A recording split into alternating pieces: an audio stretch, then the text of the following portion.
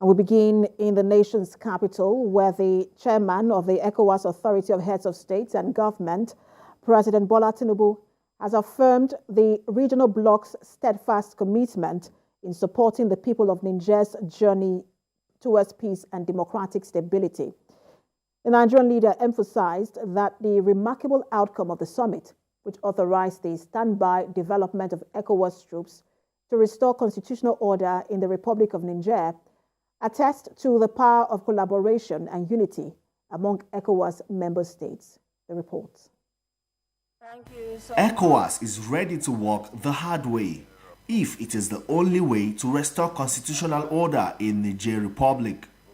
It seems the sanctions slapped on the landlocked West African country has not yielded much and does not seem to bother the military coup leaders in Niger. These punishments imposed on the regional bloc are still in effect, but it seems this time the option of the use of force is real, as ECOWAS orders the activation of the standby defense force with the possibility of deployment to restore constitutional order in the landlocked country. Call on the African Union to endorse all the decisions taken by the ECOWAS authority on the situation in Niger. Further call on all partner countries and institutions, including the United Nations, to support ECOWAS in its effort to ensure a quick restoration of constitutional order in conformity with its normative instruments.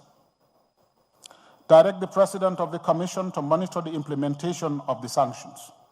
Order the deployment of the ECOWAS standby force to restore constitutional order in the Republic of Niger. We proceeded to impose... President Bola Tinubu, as chair of the Authority of ECOWAS Heads of State and Government, is also committed to still keeping all options on the table.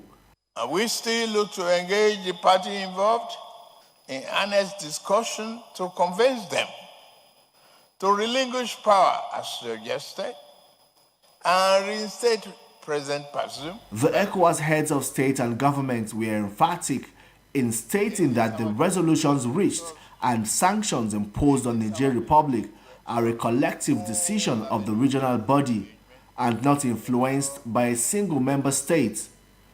They all agree that coup d'etats will henceforth be resisted in the region. The decision that we have made today, and I hope it will be implemented immediately, we have sent delegation to talk to the people of Niger. But they're hosting, they're keeping President Bazoum as a hostage. I personally consider this as a terrorist act. The coming days will be decisive as ECOWAS activates a standby force. It also remains to be seen how the military coup leaders in Niger Republic will respond to this next line of action by the regional bloc. Femi Akonde, TVC News, Abuja. The decision to deploy a standby force to restore constitutional order in Niger would make it the third time ECOWAS will be towing this line of action. In recent years, this is coming at a time Niger's coup leaders announced a list of 21 people they say will become ministers in a new government. Stephen Essien reports. It's becoming even more gloomy for a country with nearly 25 million people as ECOWAS orders the activation and deployment of a standby force to restore constitutional order in Niger. The junta, in defiance of overtures by the regional bloc, announced a list of 21 people they say will become ministers in a new government. The order for the deployment of force does not foreclose political resolution of the impasse. The decision of the ECOWAS heads of government to activate the standby force, actually comes to me and most Nigerians and global family as a real shock. It's really shocking to note that they have decided to say they put all options open. As far as I'm concerned, the option of military intervention shouldn't be on the table. The ECOWAS standby force has been deployed at least 2 times in recent years.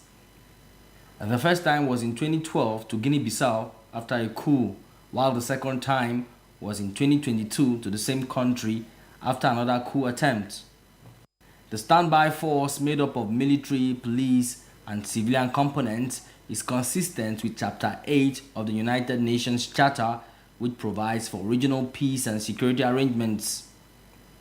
A partial legal basis is given by Article 21 of the ECOWAS Protocol relating to the mechanism for conflict prevention, management, resolution, peacekeeping, and security of December 1999.